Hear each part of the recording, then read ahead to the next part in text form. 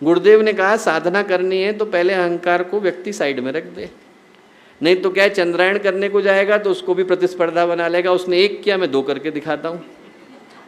व्यक्ति क्या है, उस अहंकार की दौड़ में ये भूल जाता है कि हम साधना करने के लिए आए। गुरुदेव ने कहा अपने को जाने,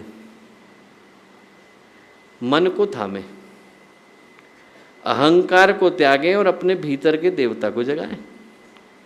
ये 4 चरण जैसे ही पूरे होते हैं हम भगवान की गोद में चढ़ जाते हैं। भगवान की गोद में चढ़ने का उपाय बड़ा सरल है।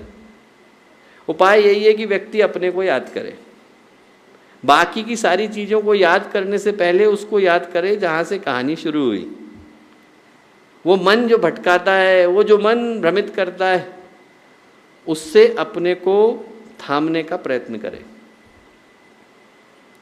एक चीज को भगवान के आगे सौंप दे, क्या है? अहंकार।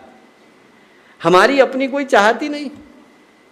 जैसे ही हमारी चाहत शून्य हुई और हमने गुरुदेव के हाथों में सौंपा, आप देखिए कि जीवन में कैसे शांति आती है।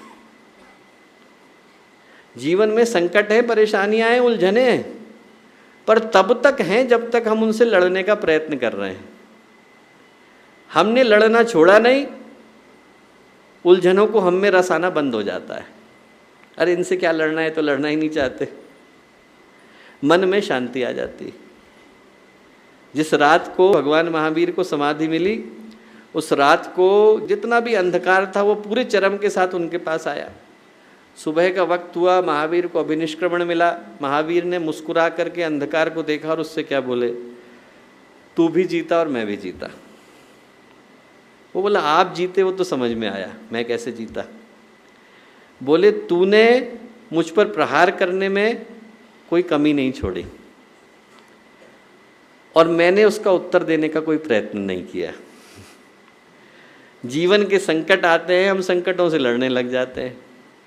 कर्म का स्वागत करने के लिए हम तैयार होते हैं तो कर्म अपनी राहें बदलने के लिए तैयार हो जाता है। हमारी लड़ाई उसकी गति को और बढ़ाती है। व्यक्ति अपने को जाने, मन को थामे, ईश्वर को पहचाने, अहंकार को त्यागे, देवता को जगाए। आड़ी महाशय थे परमहंस योगानंद जी के गुरु।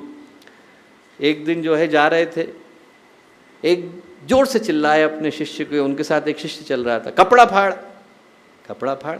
फिर दोबारा बोले कपड़ा फाड़, तो उसने घबरा करके अपनी धोती फाड़ी। जब तक धोती फाड़ी इतनी देर में एक पत्थर आकर के सिर में लगा। किनके? लाड़ी महाशय के। खून बहने लगा। बोले यहाँ लगा दे। उन्होंने कहा अच्छा ठीक, लगा दिया, पट्टी कर दी। थोड़ा आगे चले तो उनके शिष्य बोले कि गुरुदेव एक प्रश्न है। क्या प्रश्न है? बोले यदि आपको पता ही था कि ये पत्थर लगने वाला है तो क्या ये उचित नहीं होता कि हम लोग राहें बदल लेते बजाय इसके कि मैं कपड़ा फाड़ता? लाड़ी महाशय बोले बेटा वो मेरा कर्म मेरे पास लौट करके आ रहा था। आज पत्थर से बचता तो कल वो चट्टान बन करके लौटता, तब मेरी रक्षा कौन करता?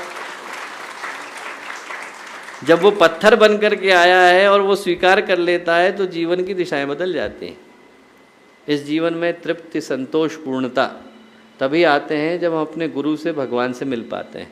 नहीं तो जिंदगी की यात्रा अधूरी की अधूरी बनी रहती है। और वो बनने के लिए बस गुरुदेव की उसी कहानी को याद रखना पर्याप्त है। हम लोग धरती पर घूम रहे हैं पर हमारे से उंगली किसकी छूट गई है? गुरुदेव माता जी की छूट गई। जाना उन्हीं के पास है, उन्हीं की गोद में चढ़ना है। ये जो बाकी के संसार के दिखावे हैं, छलावे हैं, ये संसार के मेलों के साथ समाप्त हो जाएंगे। पर हमारे माता पिता तब हमें लेने के लिए आएंगे, पर याद तो तभी कर पाएंगे जब हमें याद हो कि हम कौन हैं। हमें याद है कि हम कौन हैं तो जीवन की पूर्णता की यात्रा हो पाती है। अपने को जाने, मन को थामे, अहंकार को यहीं छोड़ दें, गुरुदेव को गले लगा करके जाएं। हमारे YouTube चैनल शांति कुंज वीडियो गायत्री परिवार को सब्सक्राइब करें एवं बेल आइकन जरूर दबाएं ताकि गायत्री परिवार की विभिन्न गतिविधियों की जानकारी आपको मिलती रहे।